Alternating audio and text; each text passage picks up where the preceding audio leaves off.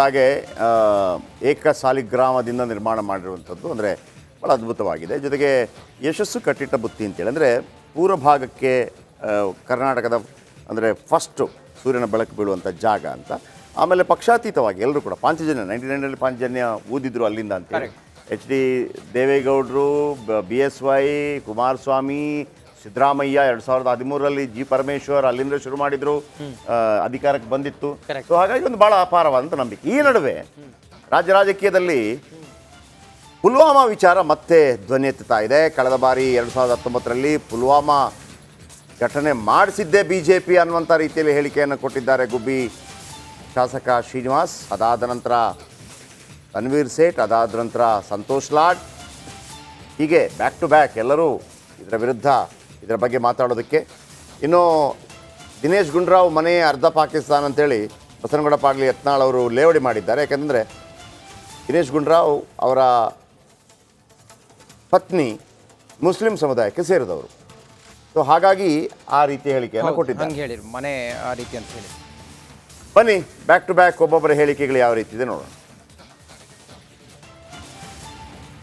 ಗುಬ್ಬಿ ಶಾಸಕರಾದಂಥ ಶ್ರೀನಿವಾಸ್ ಅವರು ಒಂದು ಮಾತು ಹೇಳಿದ್ದಾರೆ. ಪುಲ್ವಾಮಾ ಅಟ್ಯಾಕ್ ಆಗಿ 5 ವರ್ಷ ಆಯಿತು, ಇಂಡೋವರೆಗೂ ಅದರ ಸಾಕ್ಷಿನೂ ಸಿಗಲಿಲ್ಲ, ಅದರ ಆರೋಪಿಗಳು ಸಿಕ್ಕಿಲ್ಲ. ಇದೊಂಥರ ಡ್ರಾಮಾ ಆಗಿದೆ. ಅದು ಘಟನೆ ನಡೆದವ್ರನ್ನ ಯಾಕೆ ಇನ್ನೂವರೆಗೂ ಬಂಧಿಸಿಲ್ಲ ಸರ್ಕಾರ ಅನ್ನೋಂಥದ್ದು. ನೋಡಿ, ಇದೆಲ್ಲವೂ ಕ್ರಮೇಣ ಜನರಿಗೆ ಗೊತ್ತಾಗ್ತಾ ಇದೆ.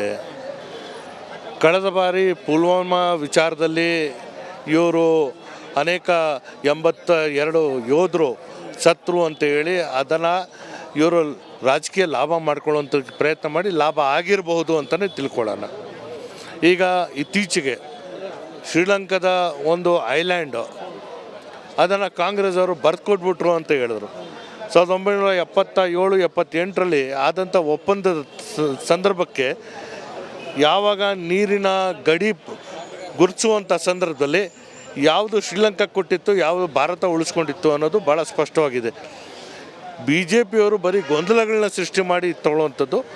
ಬಹುಶಃ ಈ ಬಾರಿ 2024ರ ಲೋಕಸಭಾ ಚುನಾವಣೆಗೆ ಬಂದವರು ಕಾಂಗ್ರೆಸ್ನ ಮನಸ್ಥಿತಿ ಅರ್ಥ ಆದಮೇಲೆ ಕಾಂಗ್ರೆಸ್ ನಾಯಕರನ್ನು ಓಲೈಕೆ ಮಾಡಲಿಕ್ಕೆ ಆ ರೀತಿಯ ಹೇಳಿಕೆಗಳನ್ನು ಕೊಟ್ಟಿದ್ದಾರೆ. ಇದು ಒಂದು ರೀತಿ ದೇಶದ ವಿರುದ್ಧವಾಗಿ ನಡೆದಿರ್ತಕ್ಕಂಥ ಒಂದು ವಿಚಾರ ಏನಿದೆ ಅದನ್ನು ಇವರು ಯಾವ ರೀತಿ ಖಂಡಿಸಬೇಕಾಗಿತ್ತು. ಅದನ್ನು ಬಿಟ್ಟು ಈ ರೀತಿ ಇವರೇ ಮಾಡಿಸಿದ್ದು BJP ಅವ್ರು ಯಾವ ಪುರಾವೆ ಇದೆ ಅವರಿಗೆ? ಇದನ್ನು ಅವರು ಪ್ರೂವ್ ಮಾಡಲಿಕ್ಕೆ ಸಾಧ್ಯ. ಮತ್ತು ಈಗ ಪುಲ್ವಾಮಾ ವಿಚಾರ ಇರ್ಬೋದು ಅಥವಾ ಇನ್ನಿತರ ವಿಚಾರ ಇರ್ಬೋದು, ಅಂದಿನ ಜಮ್ಮು ಆ್ಯಂಡ್ ಕಾಶ್ಮೀರ್ ಗವರ್ನರ್ ಅವ್ರು ಏನು ಹೇಳಿದ್ದಾರೆ ದಯವಿಟ್ಟು ಕೇಳಿ. ಮಲ್ಲಿಕ್ ಅವರು ಭಾಳ ಸ್ಪಷ್ಟವಾಗಿ ಹೇಳಿದ್ದಾರೆ, ಇದನ್ನು ಮುಚ್ಚಾಕ್ಲಿಕ್ಕೆ ಪ್ರಯತ್ನ ಮಾಡಿದರು, ನನ್ನ ಕೈಗೆಲ್ಲ ಕಟ್ಟಾಕಿದ್ರು ಅಂತ ಅವ್ರು ತಾನೇ ಹೇಳಿರೋದು, ಬಹಿರಂಗವಾಗಿ ಹೇಳಿದ್ದಾರೆ. ಆಮೇಲೆ ತನಿಖೆ ಏನಾಯಿತು? Pulwama is one of the world's safest military zones, highest altitude military zones. ಅಲ್ಲಿ ತನಕ RDX ಹೇಗೋಯ್ತು ಅಂತಲೂ ಗೊತ್ತಾಗಿಲ್ವ ನಮಗಿನ್ನ 5 ವರ್ಷದಲ್ಲಿ? ಅಷ್ಟೇ ತಾನೇ ಕೇಳ್ತಾ ಇರೋದು. ಅದು ನಡೀತಾ ಇಲ್ಲ ಅಂತ ಕೇಂದ್ರ ಸರ್ಕಾರ ತಾನೇ ಹೇಳಬೇಕಾಯಿತು. 5-6 ವರ್ಷ ಆಗ್ತಾ ಬಂತು, ಅದ್ರ ಬಗ್ಗೆ ಏನಿನ್ನ ವರದಿ ಇಲ್ಲ.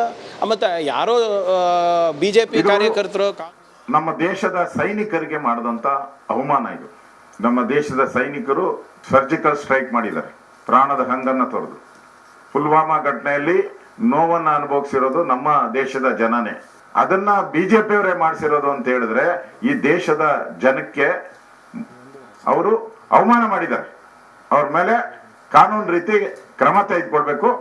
ನಮ್ಮ ಅದೇ ರೀ, ಈಗ ಆ ಪುಲ್ವಾಮಾ ಅಟ್ಯಾಕ್ ಆಗಿದ್ದು ಅದ್ರ ಮೇಲೆ ಓಟ್ ಕೇಳಿದ್ರು. 5 ವರ್ಷ ಆಯ್ತು, 6 ವರ್ಷ ಆಯ್ತು. ಈಗ ಅದ್ರ ಬಗ್ಗೆ ಅವರೇ ಚರ್ಚೆ ಮಾಡ್ಬೇಕಲ್ಲ, ಯಾಕೆ ಮಾಡಂಗಿಲ್ಲ?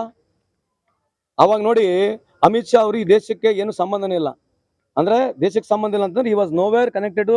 ಅವ್ರು ಹೋಮ್ ಮಿನಿಸ್ಟರ್ ಇರಲಿಲ್ಲ, ಅಧಿಕಾರದಾಗ ಕೂಡ ಇರಲಿಲ್ಲ, ಸರ್ಕಾರದಾಗಿಲ್ಲ. ಅವರೇ ನೇರ ಬಂದು 300 ಜನ ತೀರೋಗಿದೆ ಅಂತ ಅವ್ರು ಹೇಳಿದ್ರು. 300 ಜನ ಕೊಲ್ಲಿವಂತ ಹೇಳಿದ್ರು.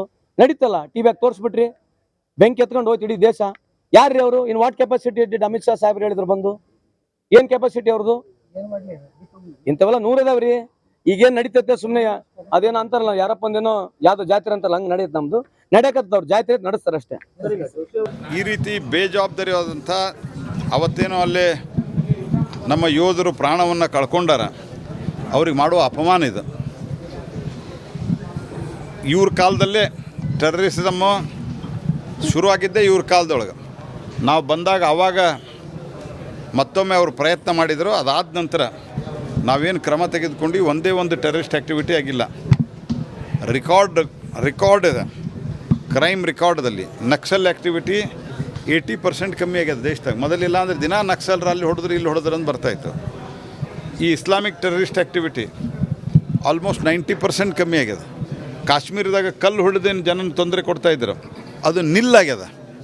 ಕಾಶ್ಮೀರದೊಳಗೆ ಸ್ಟ್ರೇ ಇನ್ಸಿಡೆಂಟ್ ಬಿಟ್ಟರೆ ಯಾರನ್ನೋ ಪಾಪ ಅಂಗಡಿಯೊಳಗೆ ಕೂತಾಗೋರು ಹೊಡಿದು ಅವ್ರು ಬಿಟ್ಟರೆ ಅದು ಇತ್ತೀಚೆಗೆ ಯಾವುದೂ ಆಗಿಲ್ಲ.